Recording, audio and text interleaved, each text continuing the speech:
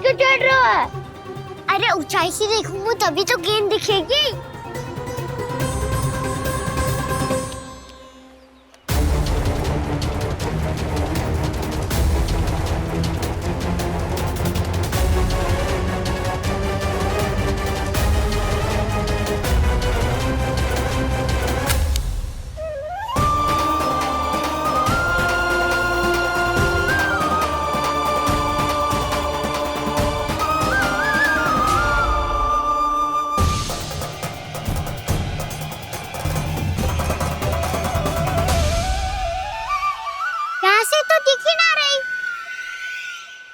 वहीं से फेंकी थी ना? ना वहाँ से फेंकी थी। कहाँ से? नहीं कहना वहाँ से। समझ ना आ रहा, ठीक ठीक बताना कहाँ से फेंकी थी?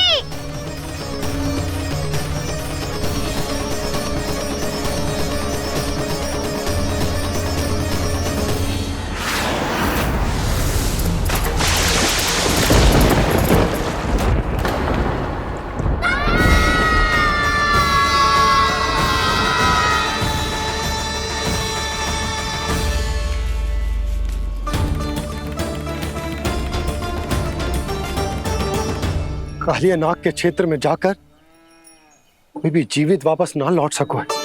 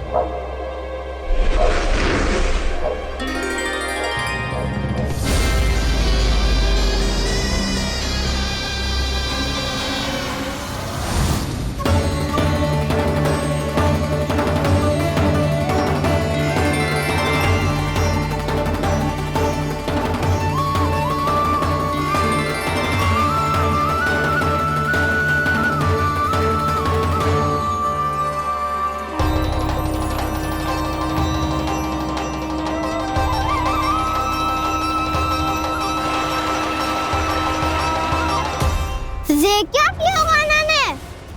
कालिया नाग तो उसे देखते ही निकल जाएगा।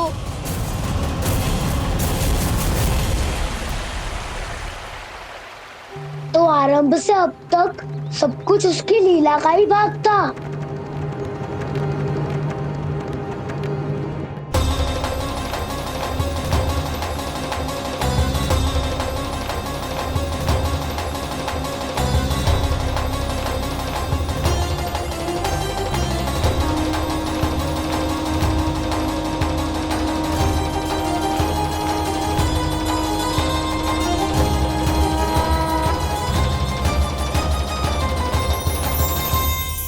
इतना सुंदर रूप, मन मोहने वाली मुस्कान, अद्भुत तेज और भगवान जैसी दिव्यता। कौन हो तुम? हाँ, तुम्हें देखकर तो हम सब सम्मोहित ही हो गए।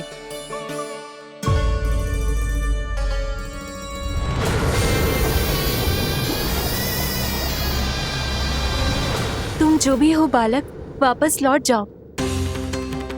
हमारा हृदय तुम्हें ही देखते रहना चाहता है, किंतु यदि हमारे पति जाग गए तो तुम्हें अवश्य हानि पहुंचाएंगे।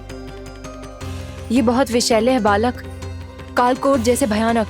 इनके विष से तुम नहीं बच सकोगे। नंदराज, कालिया नाग के विष का प्रभाव बढ़ते ही जा रहा है। पहले 8 कोस तक उसके विष का प्रभाव था, अब तो 1 योजन से अधिक क्षेत्र में फैलो है। जल पीने के प्रयास से अनेक पशु मारे गए हैं और नदी के निकट के वृक्ष और वनस्पति सब नष्ट होने लगे।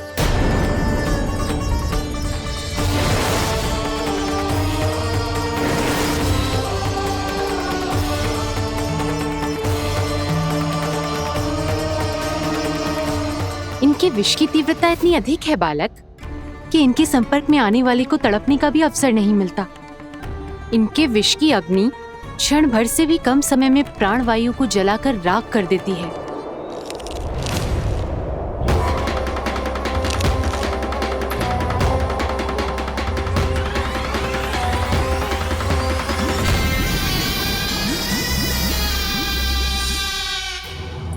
तब तो समस्या और भी गंभीर हो जाएगी। मैंने तो सुनो है कि कालियानाग कम से कम 2 योजन लंबा है, सैकड़ों फन है उसके।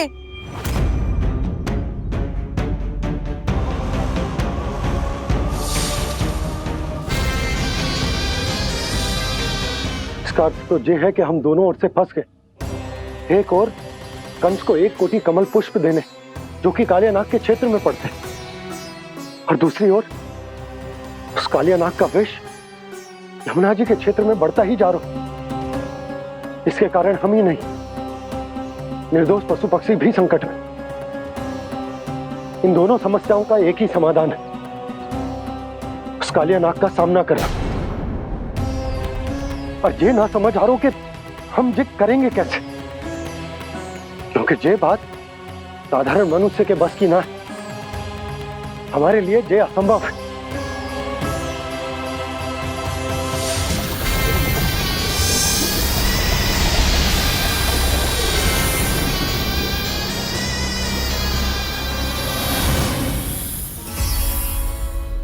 अब तो तुमने अपनी आंखों से भी देख लिया बालक, ये कितने विषैले हैं। नींद में भी विष उगलते हैं। इससे पहले कि तुम्हें कुछ हो जाए, चले जाओ यहाँ से, मान लो हमारी बात। आप सब मुझे जानती भी नहीं और फिर भी मेरी इतनी चिंता कर रही हैं आप। माँ की ममता भेदभाव नहीं जानती।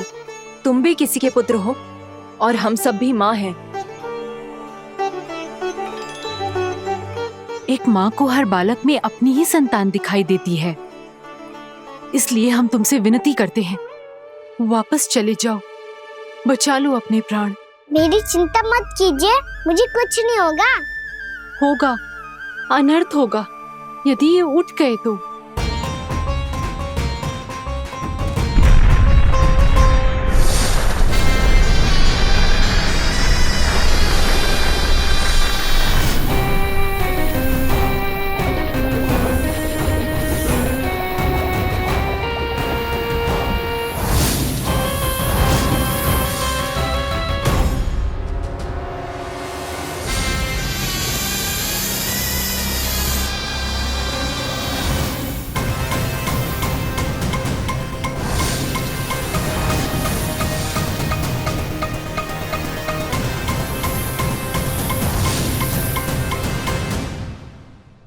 सामने होते हुए भी अपने इश्क को केवल वही देख सकता है जो अपना अभिमान त्याग चुका हो।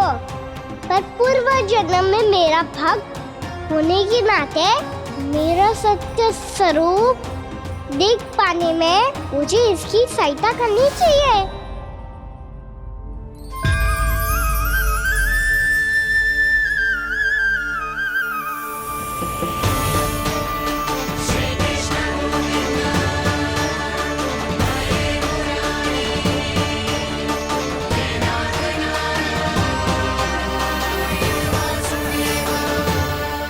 देखो हमारा छोटा सा कान्हा कैसे डट के खड़ा हुआ है, इतने विशालकाय, इतने महाभयंकर सबके सामने।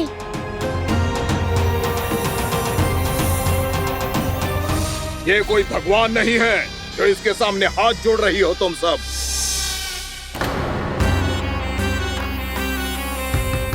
एक सामान्य साधारण बालक है ये, जो ये तक नहीं जानता कि इसके सामने है इसका काल, कालिया। तू कौन है बालक? मेरे इतने निकट आकर भी तू जीवित कैसे है? मेरी नहीं, अपनी चिंता करो कालिया। बहुत मनमानी कर ली तुमने। अब बस मैं तुम्हें रोकना हूँ। अब बस मैं तुम्हें रोकना हूँ। मैं तुम्हें रोकना हूँ। बित्ते भर का है तू, मेरे विष के बारे में जानता ही क्या है? और कहता है मुझे रोकने आया है। किससे? किससे रोकना चाहता है तू मुझे? मुझे क्रोध दिलाने की भूल मत कर बालक। अपनी फुंकार से ही तेरी इस मुस्कुराहट को अंतिम मुस्कुराहट बना सकता हूं मैं। शीघ्र बता, कौन है तू और किसने भेजा है तुझे? तुम्हें आवाज भी है कि अपनी पुकारों से तुम कितना विष भूल चुके हो। पवित्र यमुना नदी को कितना दूषित कर दिया तुमने। और यही नहीं, तुम्हारे कारण निकट के जीव जंतुओं, वृक्ष, वनस्पतियों सबको हानि पहुंच रही है। तो क्या? मुझे उससे क्या? मुझे है आपत्ति है मुझे तुम्हारे इस व्यवहार से, और इसीलिए तुम्हें यहाँ से जाना होगा।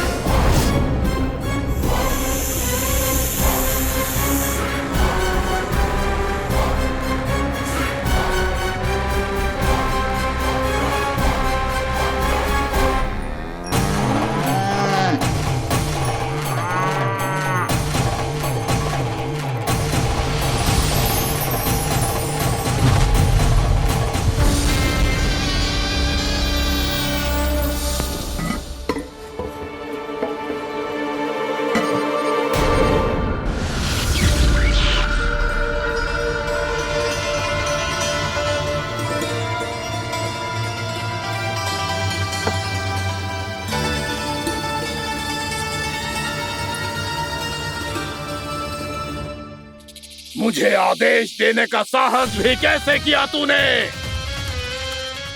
इस क्षेत्र को मैंने अपना राज्य बनाया है। मेरा परिवार रहता है यहाँ, और तू मुझे यहाँ से जाने के लिए कह रहा है? हाँ, क्योंकि तुम्हारे यहाँ रहने के कारण अन्य जीवों को हानि हो रही है, और मैं ऐसा नहीं होने दे सकता। मैं तो बस वही कर रहा हूँ जो एक सर्प का स्वभाव है। विष फैलाना स्वाभाविक है मेरे लिए। इसलिए मुझे चुनौती मत दे बालक। चुनौती तो मैं दे चुका हूँ कालिया। अब तो बस तुम्हें स्वीकार करनी है।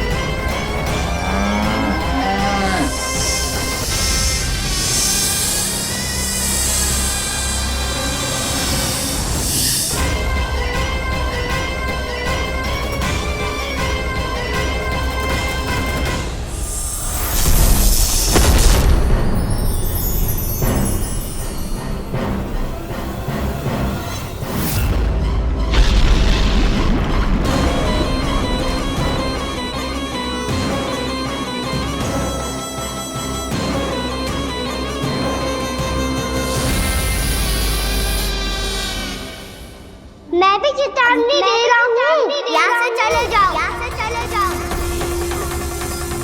अपनी भूल को पहचानो कालिया। तुम जो कर रहे हो अनुचित है।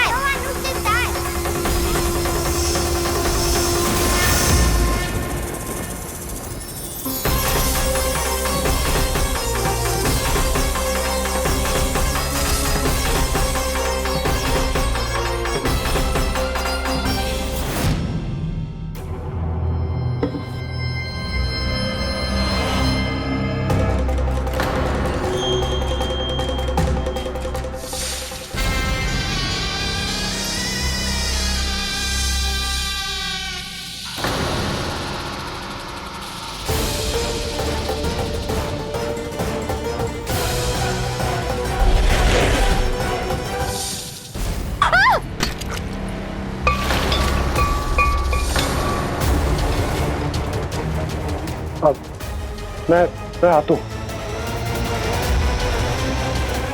क्या हो गया सुधा?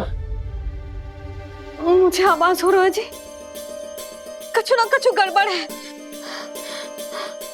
यशोदा, जो समस्या हमारे सामने है, हम सभी उसका समाधान खोजने में जुटे हैं। तुम विश्वास करो, मैं कोई ना कोई समाधान अवश्य ढूंढ लूंगा। हम कैसे भी करके वो कमल के पुष्प उस कंस तक पहुंचा देंगे। नाना, समस्या उससे कहीं अधिक है, उससे कहीं अधिक बड़ी, उससे कहीं अधिक भयानक है।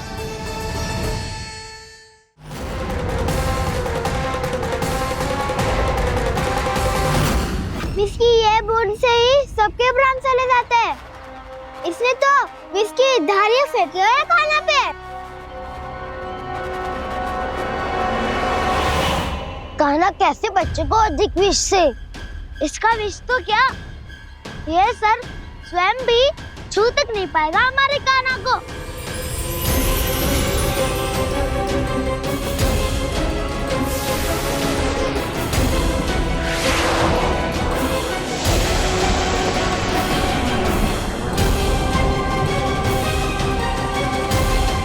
तुम्हारे सखा को, मेरे भाई को कोई हानि नहीं पहुंचा पाएगा। ये कान्हा का सत्य चाहे जो हो बलराम, पर अभी तो जो एक बालक ही है ना। देखो कैसे विष के कारण स्थिर हो गया है।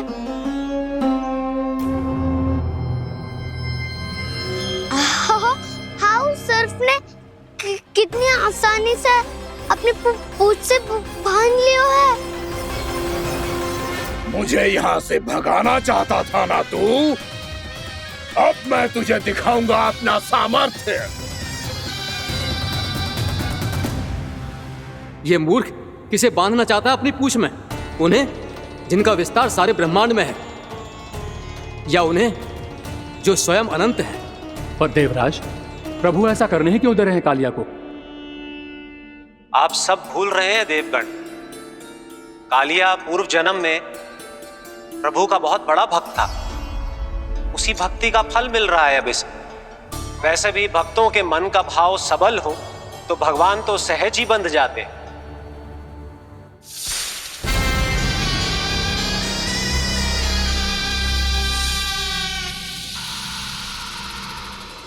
बलराम, तुमने ही तो कही थी कान्हा को कछु ना होगो।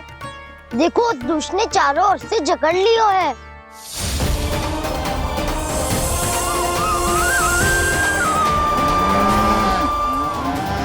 ये क्या कह रही हो तुम? सुधा जी, क्या हुआ? घबरा क्यों रही हो आप? सुलक्षणा, मुझे आभास हो रहा है कुछ बहुत बड़ी अनहोनी हो गई है। नंदराज, नंदराज, नंदराज!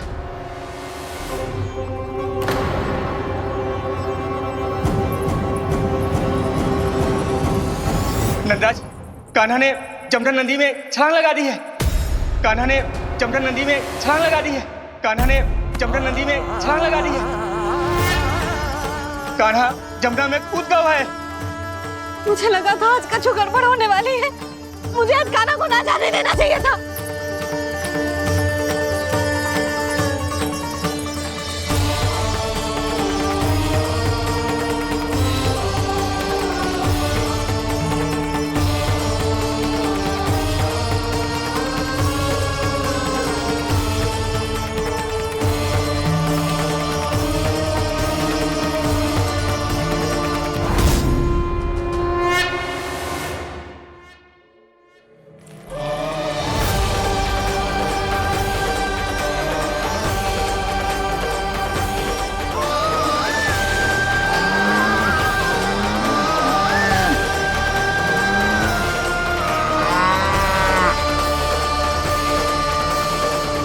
बलराम, शीघ्र कछु करो ना।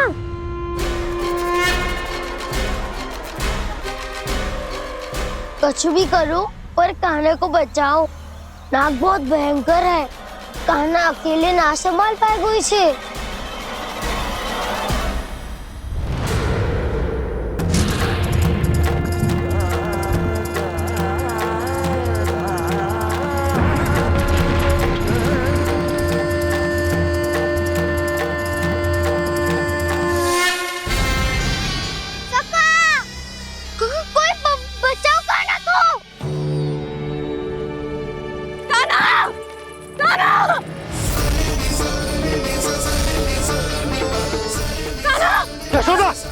यशोदा रुको। छोड़ दो मुझे, छोड़ दो मुझे। जीजी संभालो, बावली हो गई क्या? जीजी संभालो। देखो अब कैसे तुम्हारे अस्थियों को तोड़कर छोटे छोटे टुकड़ों में बदल दूंगा मैं।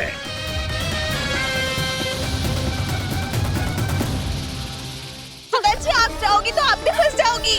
अपने लल्ला के लिए मैं किसी भी संकट का सामना करने के लिए तैयार हूँ।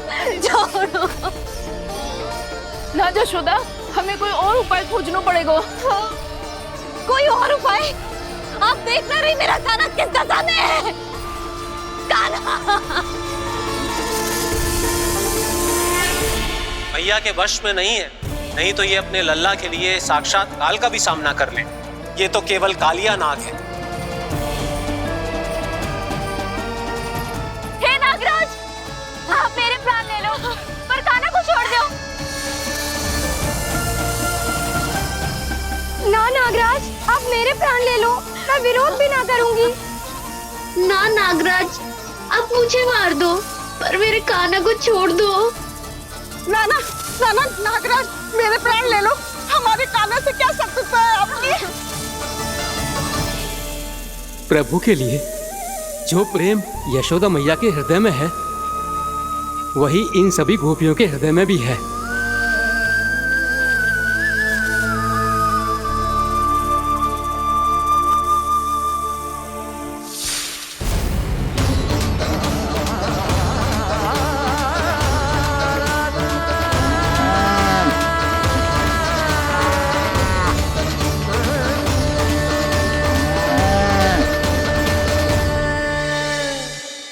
यशोदा, यशोदा, देखो इन गोपियों को, इन गैयाओं को। इन सब के मन में भी तुम्हारी भांति ही ममता भरी हुई। वो सब भी कान्हा से उतना ही प्रेम और स्नेह करती है, उतनी ही ममता से भरी हुई है जितनी कि तुम। तो तुम ही सोचो, जिसके साथ इतनी ममता और इतना स्नेह, इतना प्रेम, उसका कोई क्या कर सकता है? उस काले नाग का विष इस सब आशीर्वादों के सामने कछु न है। कछु करो जी। उसे बोलो वो मेरे प्राण ले ले, मेरे कान्हा को छोड़ दे। यशोदा,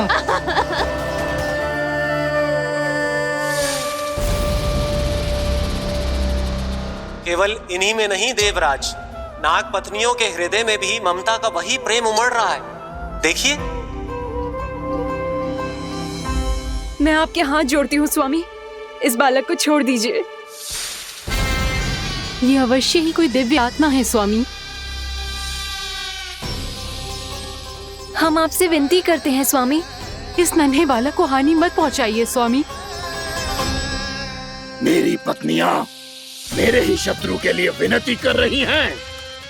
अब यदि इसके पक्ष में एक शब्द भी कहा तुम सब ने, तो मैं इस बालक से पहले तुम सबके प्राण ले लूंगा।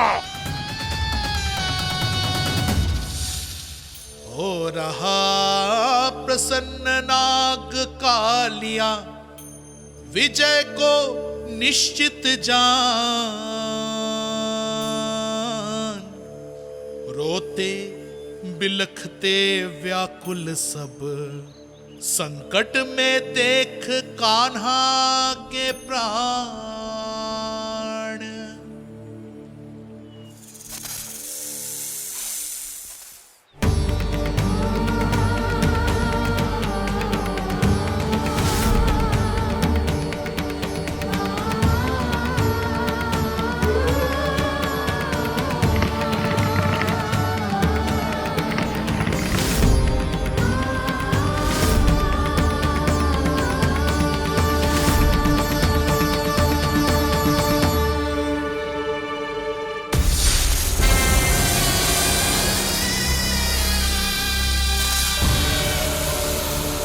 कुछ करो जी, मेरे लल्ला को बचा लो। कोई तो कुछ करो। जीजी, संभालो जी। यशोदा, यशोदा तुम शांत हो जाओ, मैं कान्हा को वापस लेकर आऊंगा। मैं रक्षा करूंगा उसकी। ना नंदराज, कान्हा, नंदराज नहीं।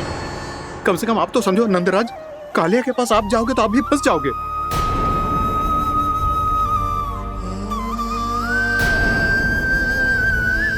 बलराम, तेरा भाई इतनी भीषण संकट में है और तुझे जरा भी दुख ना हो रहा? क्या आप सब अब तक नहीं समझ पाए कि कान्हा सच में कौन है?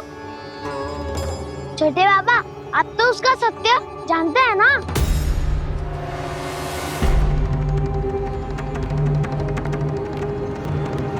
मानता हूँ कि आप सब कान्हा के रहस्य के बारे में नहीं जानते, पर क्या उसके जन्म से आज तक घटी एक से बढ़कर एक विचित्र घटनाओं को भी भूल गए हैं आप सब?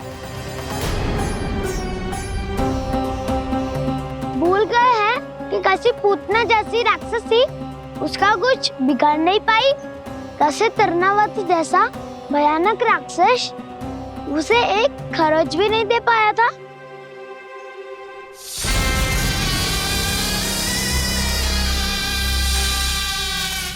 आप सबने अपनी आंखों से देखा था ना, बकासुर से कान्हा की रक्षा करने देवता स्वयं आए थे, पर सत्य तो ये है कि वो सभी देवता भी उस असुर के सामने असमर्थ हो गए थे।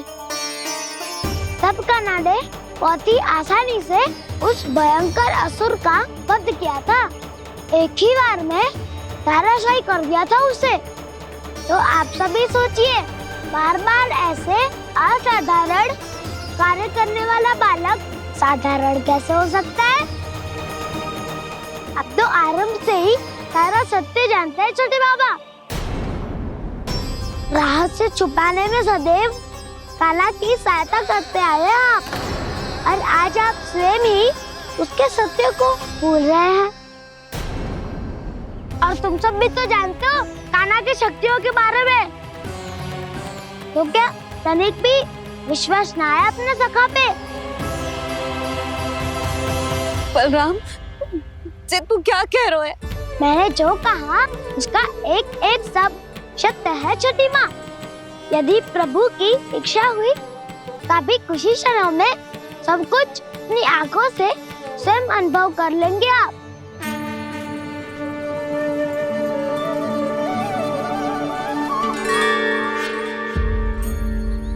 शांताकारं भुजगशयनं पद्मनाभं सुरेशं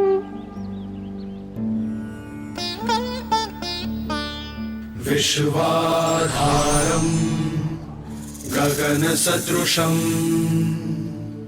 मेघवर्णं शुभांगं लक्ष्मीकान्तं कमलनयनं योगी वीरध्यानगम्यम्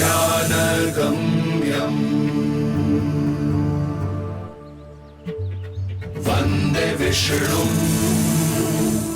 भवभयहरं सर्वलोकैकनाथम्।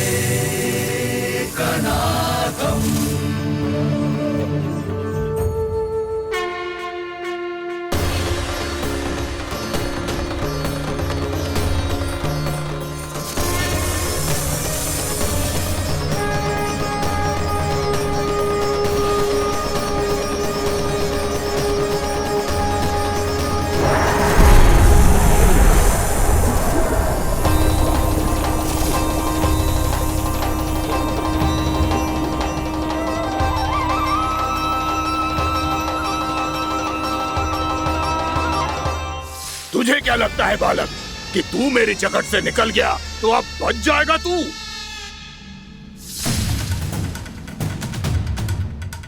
मेरे विष से अपनी प्राण रक्षा करने में सफल रहा, मेरी जकड़ से भी छूट गया, पर मेरे दंश से नहीं बच पाएगा।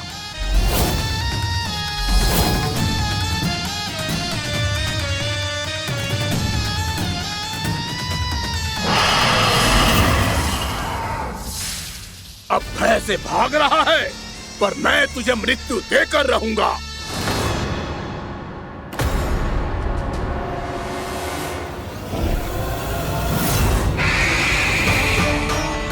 कान्हा!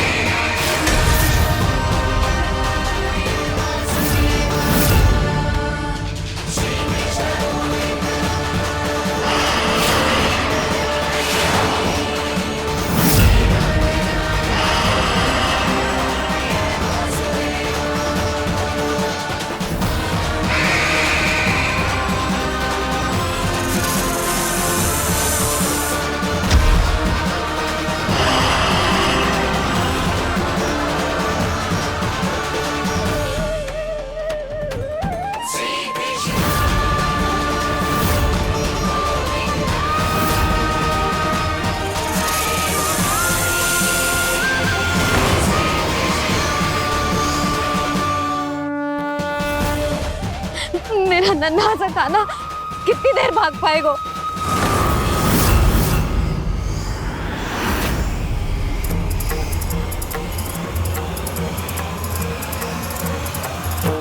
और कितनी प्रतीक्षा करोगे मेरी भक्त कालिया?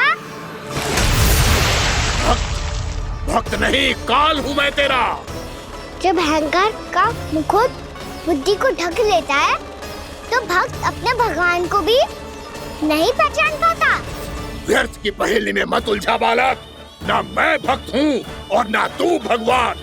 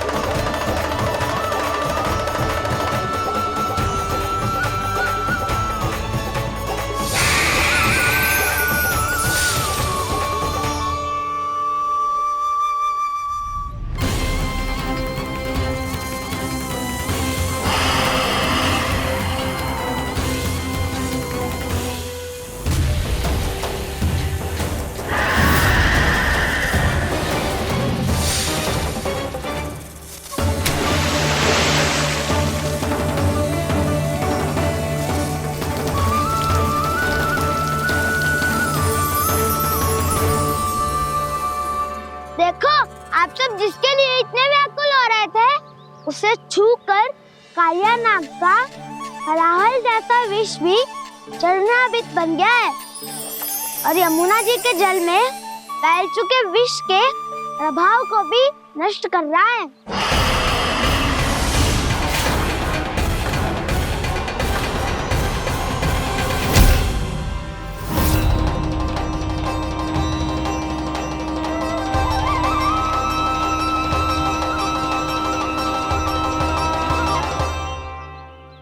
धर्म रक्षक, अधर्म विनाशक प्रभु श्री कृष्ण का कौशल सचमुच अद्वितीय है। नारायण नारायण।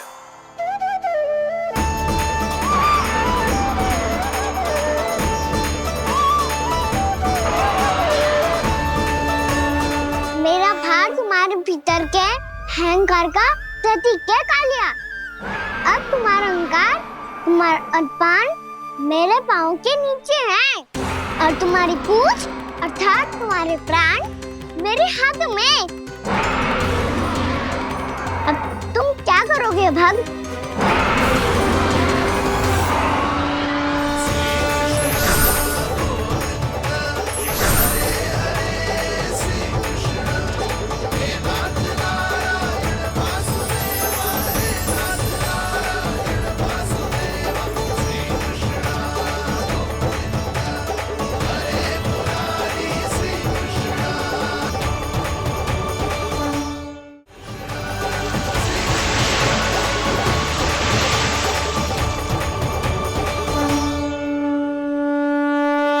प्रभु, भले ये आपको पहचानने में असमर्थ हो, पर हम सब ने आपको पहचान लिया है। हाँ प्रभु, एक भक्त होने के नाते और एक अर्धांगिनी और माँ होने के नाते मैं आपसे इनके प्राणों की भिक्षा मांगती हूँ। अपनी कृपा दिखाइए और इन्हें क्षमा कर दीजिए। आपके लिए मित्र और शत्रु में कोई अंतर नहीं प्रभु। उसी तरह आपकी कृपा और दंड में भी कोई अंतर नहीं। दोनों दया ही तो हैं। अकारण ही किसी को प्राप्त नहीं होती। हमें विश्वास है कि हमारे पति को मिला ये दंड कोई अभिशाप नहीं है, आपका वरदान है।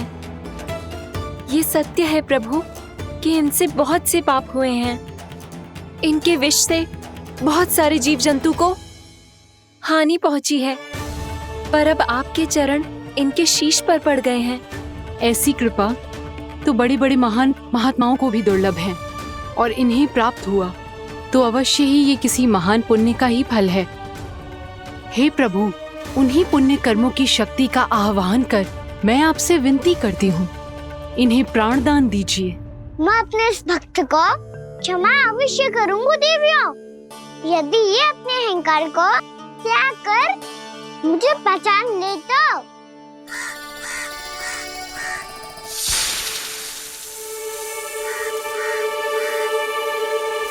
मैं तुम्हें श्राप देता हूँ, जितनी विषैली तुम्हारी जिह्वा है उतने ही विषैले सर्प बन जाओ तुम।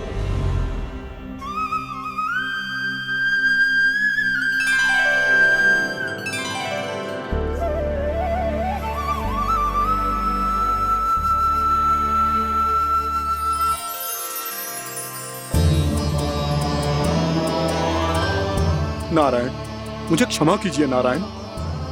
मैं तो आपका परम भक्त था, किंतु मैं आपको पहचान नहीं सका। इसका दंड तो मुझे मिलना ही था, किंतु मैं अब प्रायश्चित करना चाहता हूं।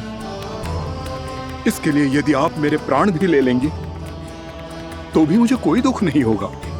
मैं अपना जीवन, मृत्यु और अपना अस्तित्व सब कुछ आपको समर्पित करता हूं। तुम्हें तुम्हारी क्रोध के कारण श्राप मिला, जिसे विशाल सर्प के रूप में तुम्हारा जन्म हुआ, और सर्प का तो स्वभाव है विष फैलाना। इसीलिए तुम्हें दंड नहीं दूंगा मैं, सिर्फ सभी अपराधों का पश्चाताप कर लिया। इसीलिए मैं तुम्हें क्षमा करता हूँ कालिया।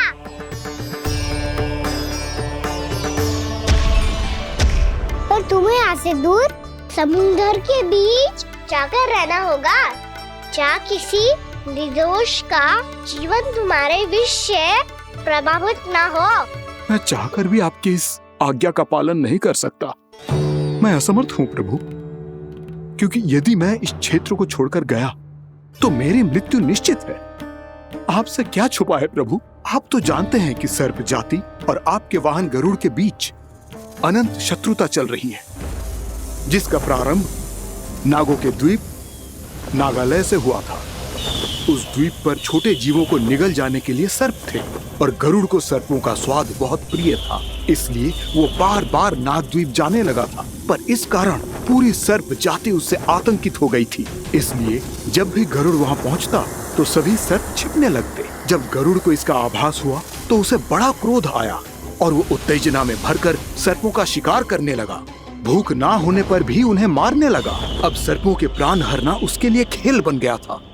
इस भीषण समस्या का समाधान ढूंढने के लिए पूरी सर्प जाति महान सर्प वासुकी के सामने इकट्ठी हुई। हे महान वासुकी, हमारी सहायता कीजिए। नागद्वीप पर गरुड़ ने आतंक मचा दिया है। पहले तो वो हमें अपना भोजन बनाता था, लेकिन अब हम उसके खेल का साधन बन चुके हैं। भूख हो या ना हो, जब तब आकर वो हमारे प्राण हर लेता है। अनुचित हिंसा के इस प्रथा का आरंभ सर्पों ने ही किया है। पहले आप सबने पूरे द्वीप पर अधिकार कर लिया, फिर आहार के साथ साथ आनंद के लिए भी आप सभी ने निर्दोष जीवों की हत्या की। और जब सृष्टि का संतुलन बनाए रखने के लिए गरुड़ आपको अपना आहार बनाने आया, तो आप सब अपने प्राणों की रक्षा के लिए छिपने लगे। तो फिर गरुड़ का उत्तेजित होना तो स्वाभाविक ही था। नागनाथ, जो हमने अन्य जीवों के साथ किया वही अब हमारे साथ हो रहा है, परंतु ये भी तो सृष्टि के संतुलन के विरुद्ध ही है ना? अवश्य है, इसलिए मैं गरुड़ से चर्चा करूंगा। धन्यवाद प्रभु।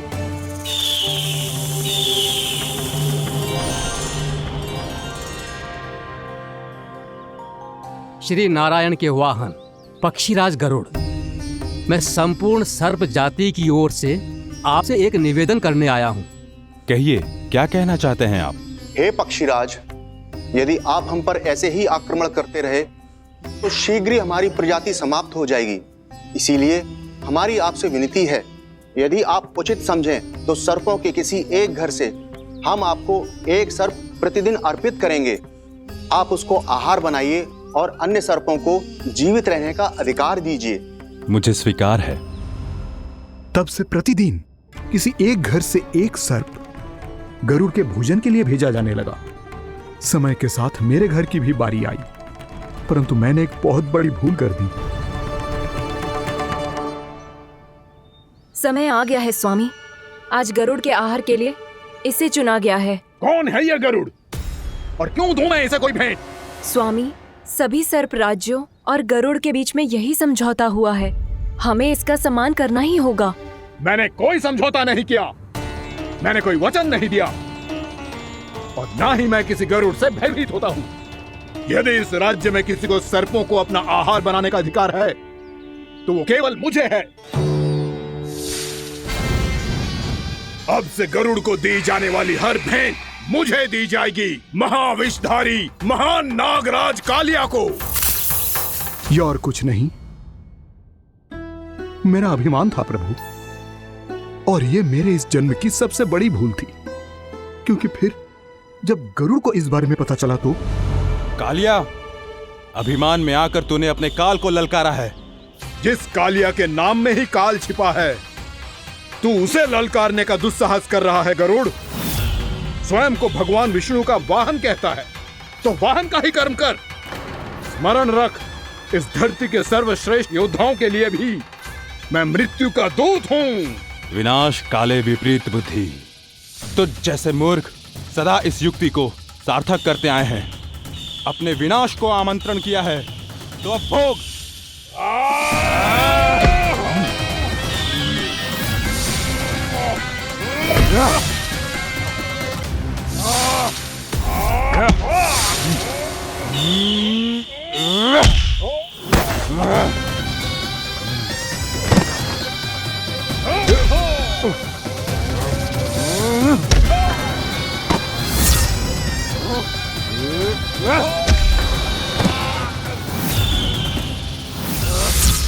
जिसने मेरा भोजन चुराने की धृष्टता की है वो इसी योग्य है।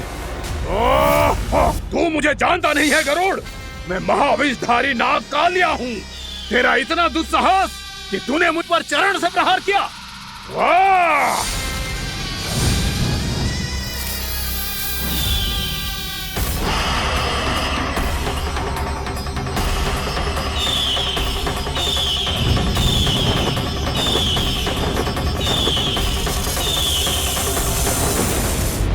मैं अपने अभिमान में भूल गया था कि गरुड़ मुझसे कहीं अधिक शक्तिशाली है। इसलिए अपने प्राणों की रक्षा करने के लिए मैं एक स्थान से दूसरे स्थान भागने लगा। नदियां, पर्वत, यहां तक कि मैंने सागर भी लांघ डाला, पर मैं जहां भी जाता गरुड़ के रूप में मेरा काल वहीं आ जाता। इसीलिए मृत्यु की आशंका से भयभीत होकर मैं अपने बड़े भाई मां कद्रु के प्रथम पुत्र अनंत शेषनाग से राय लेने चला गया। भैया, मैं यहां आपसे आपकी सहायता लेने आया हूं। मेरी एक छोटी सी भूल के कारण यह गरुड़ मेरा पीछा कर रहा है। मुझे हर समय हर स्थान पे ढूंढते रहता है। यदि उसने मुझे ढूंढ लिया तो वो निश्चित ही मेरे प्राण ले लेगा। मुझे कोई ऐसा स्थान बताइए जहां मैं अपनी पत्नी और अपनी संतानों के साथ शांति से रह सकूं। तुम यमुना नदी के किनारे वृंदावन क्षेत्र में जाके वास करो कालिया। गरुड़ वहां प्रवेश नहीं कर सकता क्योंकि उसे ऋषि सोबरी का श्राप मिला हुआ है।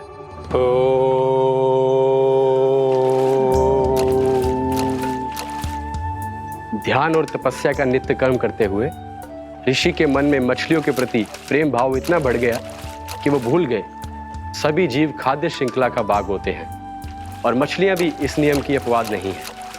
उन्हें मछलियों की अटखेली इतनी अच्छी लगने लगी कि वो इस क्षेत्र के मछुआरों को भी मछली पकड़ने की अनुमति नहीं देते थे।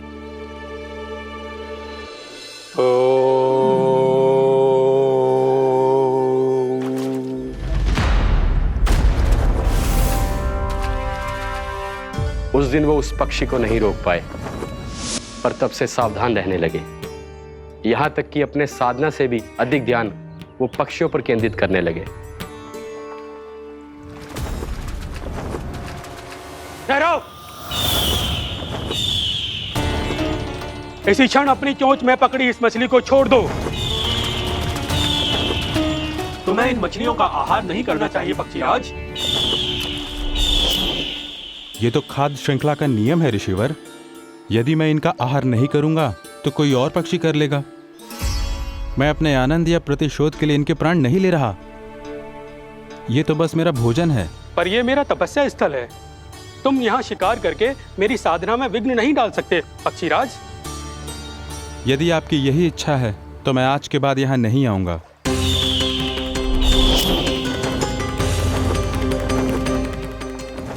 पर आज ये मछली मेरे आहार के रूप में पकड़ी जा चुकी है।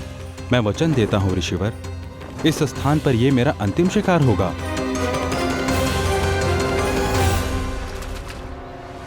आज के बाद यदि तुमने वृंदावन की निकट उड़ान भी भरी तो तुम सैकड़ों टुकड़ों में फटकर मारे जाओगे पक्षीराज। ये मेरा श्राप है।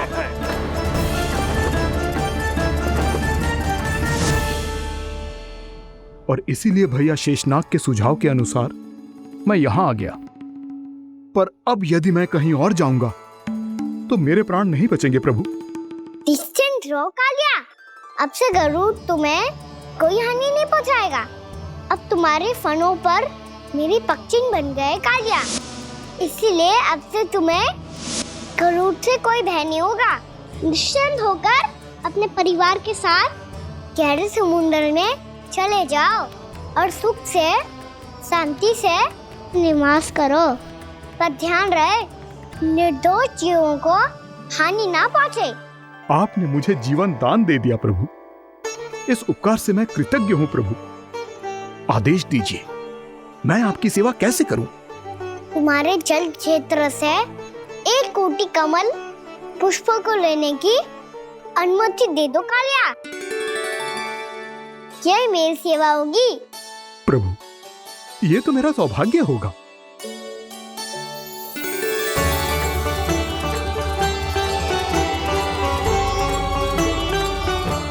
एक कोटि के स्थान पर हम 3 कोटि कमल पुष्प ले आए प्रभु। मैं तुम्हारी सेवा भाव से प्रसन्न हुआ कालिया। रमनाक द्वीप पर चले जाओ ताकि तुम्हारे कारण फिर कभी किसी निर्दोष जीव को हानि ना पहुंचे और न ही तुम्हारा विष मेरे प्रिय यमुना नदी के जल को दूषित कर पाए। मैं तुम्हें आशीर्वाद देता हूँ। आज यहाँ मेरे द्वारा तुम्हें दिए गए इस आदेश का स्मरण जो भी भक्त करेगा और प्रातः काल और संध्या काल में इसका उच्चारण करेगा, उसे फिर कभी किसी संकट से कोई भय नहीं होगा। ये स्थान अब से काला कुंड के नाम से जाना जाएगा। यहाँ पर स्नान करने वाला और देवताओं को इस क्षेत्र से जल का अर्घ्य देकर प्रसन्न करने वाला भक्त यदि मेरा स्मरण करके पास रखेगा तो वो अपने सभी पापों से शीघ्र ही मुक्त हो जाएगा।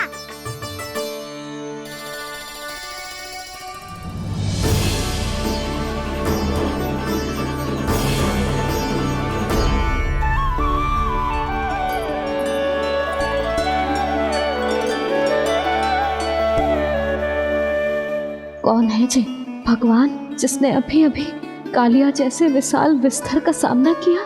क्या एक साधारण बालक जो शीत की अधिकता से ठिठुर रहा है? क्या करूं? मैं लल्ला को ममता के आंचल में छुपा लूं या भक्त बनकर प्रभु की लीला देखती रहूं? क्या करूं मैं? कितना ठंडा था जल, बहुत सर्दी लग रही है। सर्दी से तड़पते हुए कैसे देखूं इसे? अभी जाके अपने पल्लू से सुखाती हूँ। हृदय से लगा के स्नेह की आंच दूंगी तो सर्दी पल भर में छूमंतर हो जाएगी।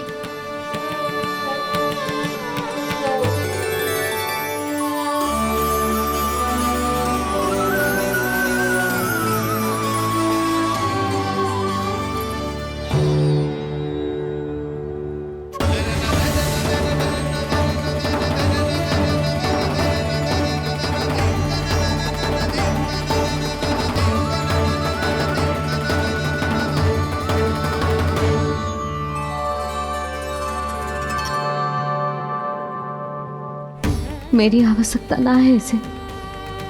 ये तो सच्ची में भगवान ही है, जिसकी ठंड दूर करने के लिए स्वयं द्वादश आदित्य प्रकट हो गए।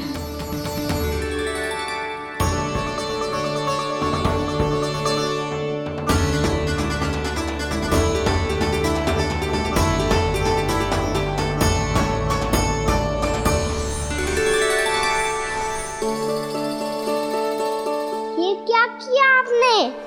मैया मुझे अपने हृदय से लगाने वाली थी कि आप सब प्रकट हो गए। क्षमा कीजिए प्रभु, पर आपको भीगा हुआ देखकर, ठंड से ठिठुरता हुआ देखकर हमसे रहा नहीं गया। हम अपने वश में नहीं थे प्रभु। भक्ति से भावुक होकर हम प्रकट होने पर विवश हो गए थे। हमारी किरणें जैसे स्वयं ही फूट पड़ी और दौड़ पड़ी आपको सुखाने के लिए। मैं आपका प्रेम, आपकी भक्ति समझता हूं आदित्यगण, और इसीलिए इस समय मैं जहां खड़ा हूं, इस स्थान को द्वादश आदित्य टीला के नाम से जाना जाएगा। द्वादश आदित्य टीला के नाम से जाना जाएगा। हम धन्य हो गए प्रभु। और कहाँ जा रहा है? जो गड़बड़ किया है उसे सुधारिए तो सही। प्रभु आज्ञा दीजिए। अपना दाम इतना अधिक बढ़ा दीजिए कि मुझे स्वेद आने लगे, ताकि मैया मुझे स्वेद में गीला देख के और भूल जाए कि मैं ही भगवान हूँ, और मैया मुझे अपनी गोद में उठा के ले जाए।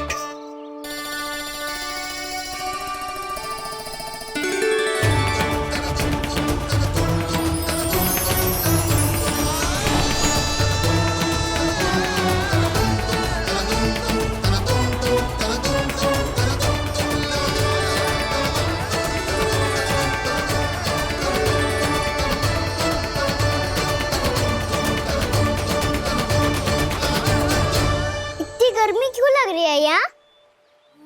स्वेद की एक बूंद भी आती थी तो मैं अपना आंचल लेकर पहुंच जाती थी इसके पास। जानती ही नहीं थी कि ये तो स्वयं वायुदेव को आदेश दे सकते हैं कि वो बहने लगे और उसका सारा स्वेद सुखा दे। वायुदेव की आवश्यकता नहीं है मैया, मुझे आप ही चाहिए। लगता है जिस बात का भय था वही सत्य होने लगी है। भैया मेरे भगवान रूप को भूल नहीं पाएगी, और अब मेरे लिए इनका सत्य छुपा कर रख पाना कठिन हो जाएगा। कृष्णा कृष्णा हरे कृष्णा कृष्णा कृष्णा मुरली मनोहर कृष्णा गोपाला गोविंदा हे दामोदरा।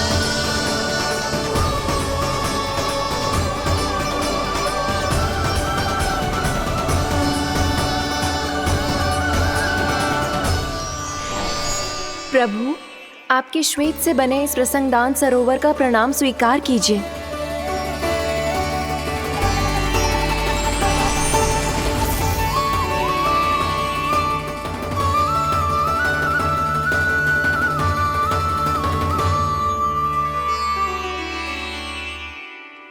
ओहो, इस चमत्कार को देखकर भैया को और भी अधिक विश्वास हो जाएगा कि मैं भगवान ही हूँ। अब कैसे मनाऊं मैया को कि मैं इनका लाई हूँ? बाबा है ना, अब तो यही सहायता करेंगे। श्री कृष्णा गोविंदा हरे हरे श्री कृष्णा गोविंदा हरे हरे श्री कृष्णा हरे मुरारी श्री कृष्णा श्री कृष्णा श्री कृष्णा।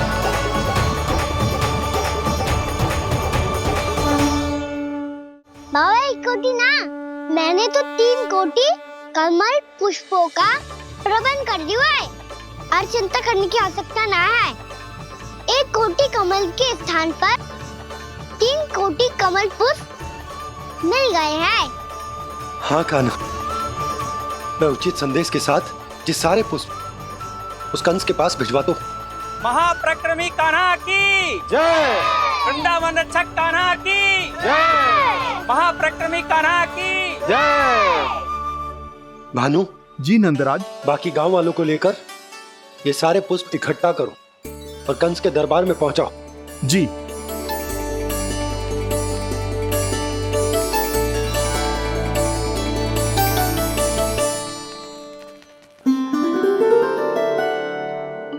मैया कौन हो तुम? मुझे पता था मैया, जब आपको सत्य पता चलेगा तो आप मुझे मैया की तरह स्नेह ना कर पाओगी, इसीलिए आज तक सत्य छुपाता आया हूँ, ताकि आपकी ममता, आपका प्रेम अनुभव करने का अवसर मिलता रहा है मुझे। और फिर आज को बताया था ना,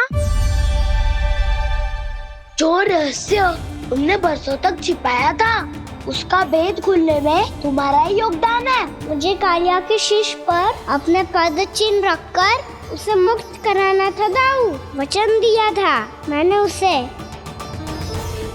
इसके अतिरिक्त निर्दोष पशु पक्षियों के जीवन को कालिया के विष से ही बचाना था मुझे। इसमें कंस को तो सम्मिलित करना ही था, ताकि जब मैं कालिया का सामना कर रहा हूँ तो वो किसी और असुर को समस्या बनाकर वृंदावन ना भेज दे। पर इस सबसे बड़ा एक कारण और था दाऊ, मैं चाहता था कि मैया को सत्य पता चल जाए। पर क्यों कहा ना? क्योंकि मुझे लगने लगा था कि मैया से ये रहस्य छुपाकर इनके साथ धोखा कर रहा हूँ। अपराध बोध से दबा जा रहा था मैं।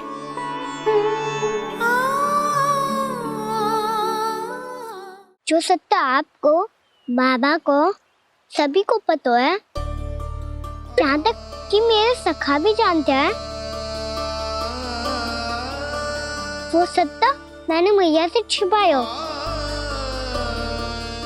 केवल इसी लोक में कि मुझे इनकी ममता प्राप्त होती रहे। पर ऐसा करके मैं अपने से निस्वार्थ प्रेम करने वाली मैया को धोखा दे रहा था। आप ही बताओ दाऊ, जो इस संसार में मुझसे सबसे अधिक भरोसा करता है, उसी के साथ छल कैसे कर सकता हूँ मैं? हाँ, मैं नारायण का अवतार हूँ, पर अपनी मैया का छोटा सा लल्ला भी तो हूँ।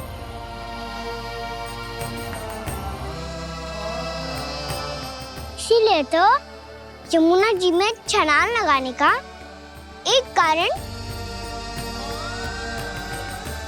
इस गेंद को लेने जाना भी था।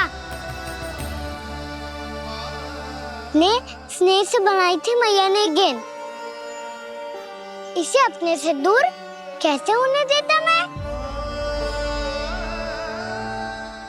आपको आभास भी ना है मैया कि आप मेरे लिए कितने महत्वपूर्ण हो।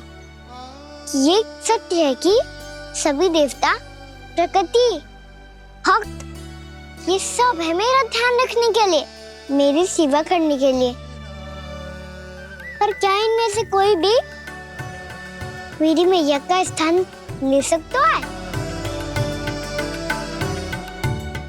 और आप भी तो यही चाहती थी कि मैं आपका लल्ला बन के आऊं, कि मैं आपका लल्ला बन के आऊं, कि मैं आपका लल्ला बन के आऊं। आज जैसे आपने मुझे अपनी गोद में लिटा रखा है, क्या कुछ ऐसा नहीं हो सकता कि शीघ्र ही मुझे आपको अपनी गोद में खिलाने का अवसर मिल जाए? मैया, नारायण का अवतार हूँ ना, क्या इतनी बड़ी समस्या है कि आप हृदय से भी ना लगा सकते? मैया,